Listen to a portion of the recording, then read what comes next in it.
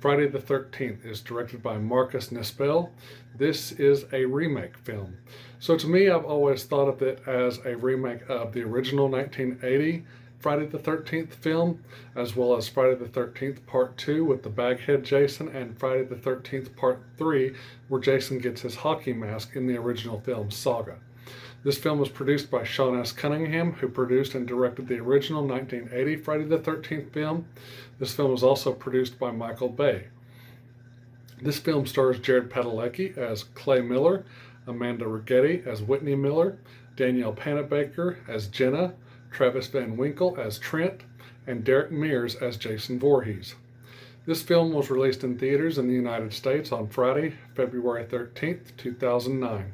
The film is rated R for strong bloody violence, some graphic sexual content, language, and drug material. The runtime for this film is 1 hour and 37 minutes. The film starts out in 1980 at Camp Crystal Lake. All the camp counselors are dead and there's only one left. Miss Pamela Voorhees attempts to kill the last girl, but instead the last girl ends up killing her by decapitating her with a machete knife. Jason is a kid hiding in the woods and sees what happens to his mother. The film picks up years later in the present day with a group of college kids who are hiking and camping at Crystal Lake to find some weed to sell. The kids end up finding the weed and the childhood home of Jason Voorhees, all run down and abandoned, yet with everything still in it. The kids end up getting killed off one by one except for Whitney Miller, who Jason doesn't kill, but instead he captures her. About a month later, we are introduced to Clay Miller, who is looking around town in the area of Crystal Lake to find his sister, who has been missing for a month.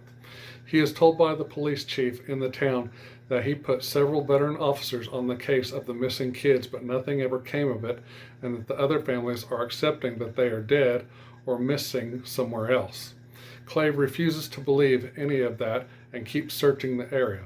At the same time, we are introduced to another group of college students who are up at the lake house of Trent, one of the kids. He and his friends run into Clay at a local gas station convenience store where Clay is asking to hang some missing flyers of his sister Whitney when Trent intervenes and is an absolute rude jerk to him.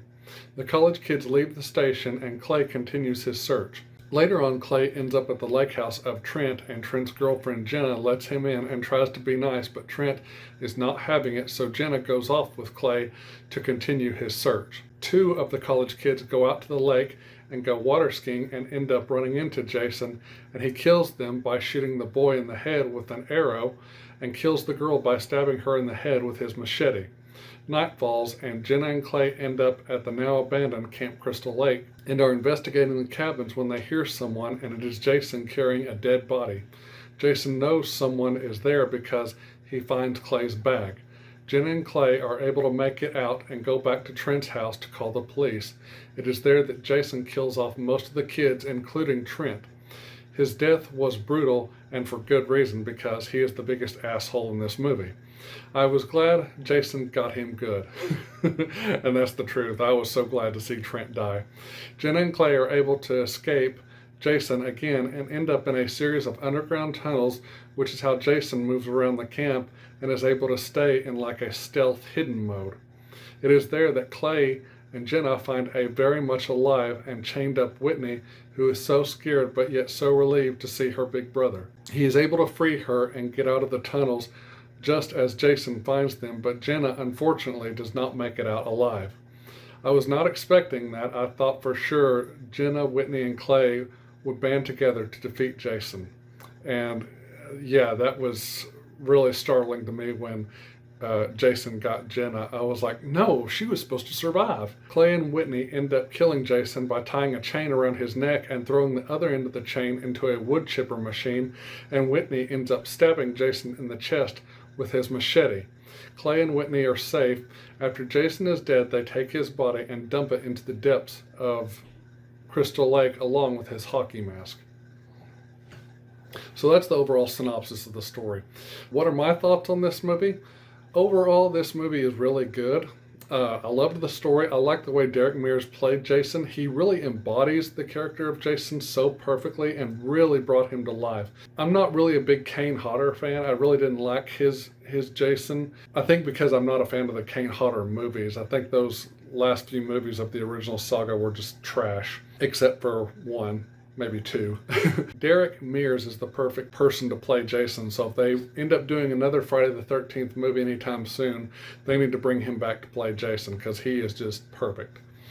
I liked most of the characters. I liked Clay, Whitney, Jenna, and I liked Mrs. Voorhees.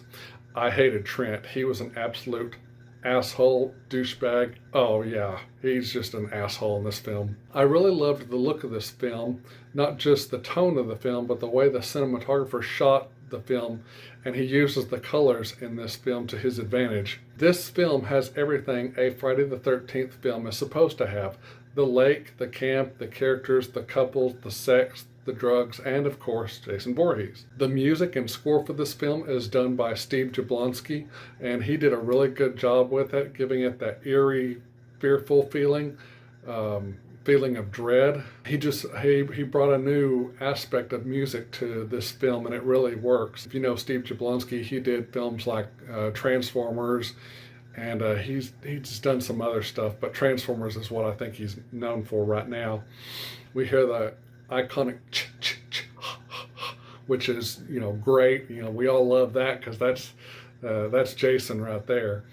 It was awesome. So now let's talk about my negatives for this film. During the opening of the film, Mrs. Voorhees and the girl who decapitates her. So my question about that is that supposed to be the Alice character from the 1980 film? I looked around the internet trying to find an answer to that question, and in the film they never do say this character's name, so I looked around the internet as much as I could, and on IMDb and other sites all it says is camp counselor, so this character doesn't have a name. So I guess it could be Alice, but like I said, it never says yes or no to that, so it's up in the air. Instead of young Jason as a child already being alive and hiding in the forest watching his mom get killed that night from the trees and the bushes, they should have shown him like still underwater, or maybe coming up from the grave right after his mom gets killed, because why, if he's still alive, then she had no reason to kill everybody. So that kind of throws everything off a little bit. I thought the filmmakers could have toned down the cussing and the drug use references in this film, and some of the sex as well. That's just me. I mean, that's what a Friday the 13th film is, but I still think they could have toned it down just a little bit. I think the filmmakers should have kept Danielle Panabaker's character Jenna alive instead of being killed off at the very end by Jason.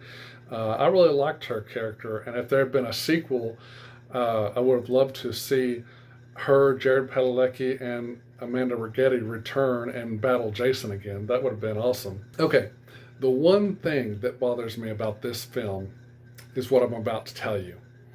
So Trent's parents have this house at the lake, and it's at Crystal Lake. They have been vacationing there for all these years, right? Okay? They've been doing things like hunting, fishing, swimming, skiing, probably having friends and family over to their lake house. So why are they just now running into Jason Voorhees? I mean, do you guys agree with me on that? I mean, you think he would have shown himself earlier. I mean, I would think, but that's just me. So, yeah, that bothered me about this movie, but whatever. Also, there's a really stupid scene with Trent's character. So he finds a handgun inside his lake house, and he decides to make a run for it. It's dark outside, and as he runs into the forest, he trips and drops the gun into a fairly big puddle of water and is searching around for it. And so as he's searching around for the gun, he says out loud, "Where are you, gun?" And every time I watch it, every time I always say to myself and laugh to myself thinking, oh, right, like the gun's going to answer you. Oh, I'm right here, Trent. Just stupid. It was just stupid. I'm sorry. It was just dumb. So this film is considered to be a reboot of the franchise. A sequel was teased at the end of the film, but sadly, it never came to be, and the Friday the 13th has been stuck in developmental hell ever since. A new Friday the 13th, directed by Breck Eisner, almost went into production at the beginning of 2017, only for the studios to get cold feet and cancel it due to underperformance of the horror sequel film Rings. The movie, which would have been the 13th movie in the franchise, was set to be produced by Brad Fuller and Andrew Form. Well, as of right now, according to several movie and comic book sources, Friday the 13th, the film franchise rights are now tied up in legal issues regarding who the rights belong to between Victor Miller and Sean S. Cunningham. And it said the legal issues for the franchise are expected to continue into 2020, probably mid or late 2020, which is a major bummer for all us Jason Friday the 13th fans. Hopefully after the month of July, it'll all be settled and, we can get back to, making Friday the 13th films. Hopefully, unless one of the guys appeals again, and then it's back to the courtroom for the franchise rights, which it's all just so stupid.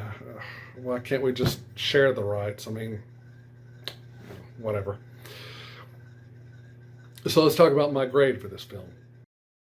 Friday the 13th, 2009 gets a B+ for me. I really enjoy this movie. I own it on both Blu-ray and DVD, and I always enjoy watching it.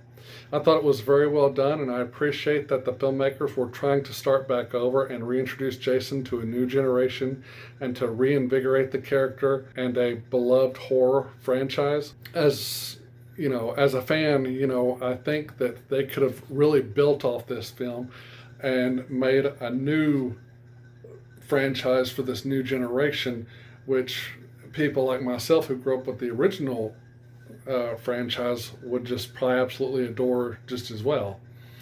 But we're just gonna have to wait and see what happens once the legal stuff gets taken care of as far as the film rights go. But anyway, as always, guys, thank you so much for watching. If you are new to my channel, please be sure to subscribe and give this video a thumbs up like. Make sure you leave me some comments. Also hit the notification bell so you'll know when I have new stuff posted.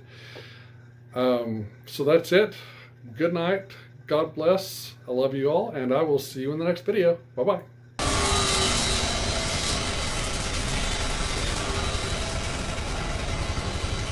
Jason! Say hi to Mommy!